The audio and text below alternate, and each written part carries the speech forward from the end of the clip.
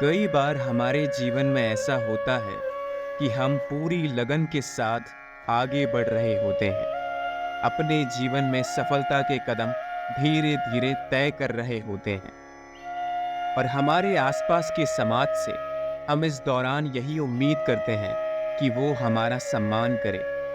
जिस भी रास्ते पर हम चल रहे हैं उस रास्ते में हमारी मदद करें।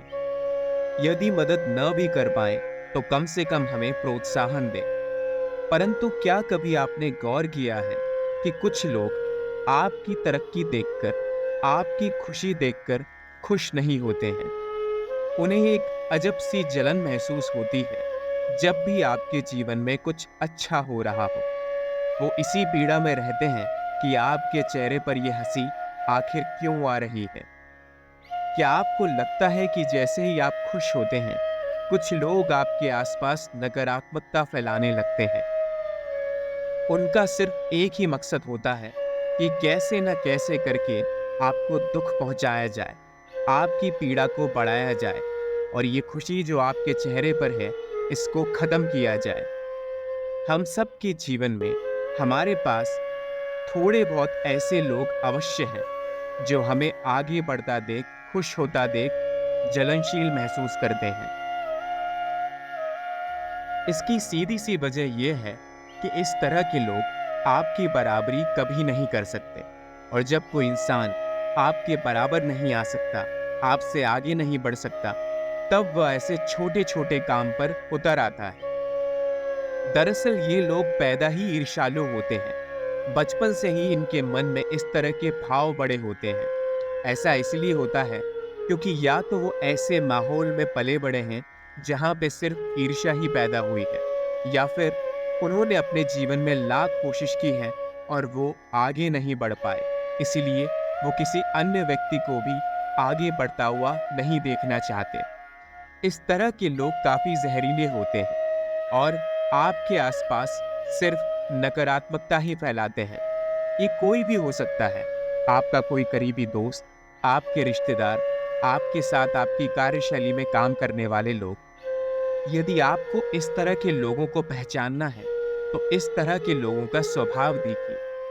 आप पाएंगे कि जब भी आप अपने जीवन में छोटे छोटे मकाम हासिल करते हैं, ये लोग आपकी तारीफ करने कभी आगे नहीं बढ़ते। जब आपको जरूरत भी होती है तब भी ये आपके आसपास नहीं होते। सिर्फ एक समय में ये आपके सामने आते हैं जब आप विफल हो जाएं।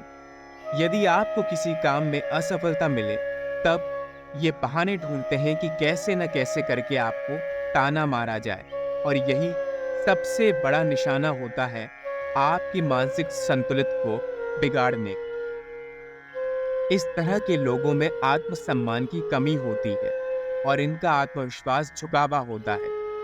इन्हें ऐसा लगता है कि यदि हम अपने जीवन में कुछ न कर पाए तो सामने वाले को भी हम नहीं करने देंगे, और इनके अतीत के घाव इनके सामने आकर खड़े हो जाते हैं।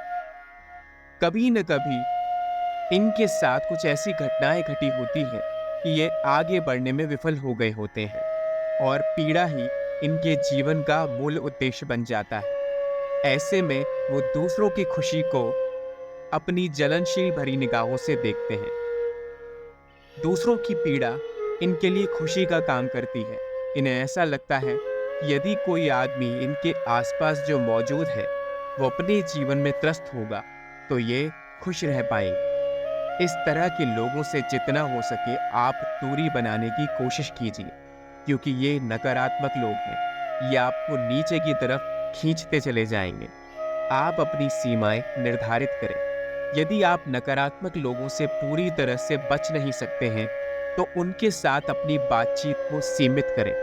स्पष्ट रूप से बताएं कि आप नकारात्मकता बर्दाश्त नहीं करेंगे, और यदि वे इसका सम्मान नहीं कर सकते तो उन्हें आपके जीवन से निकल जाना होगा।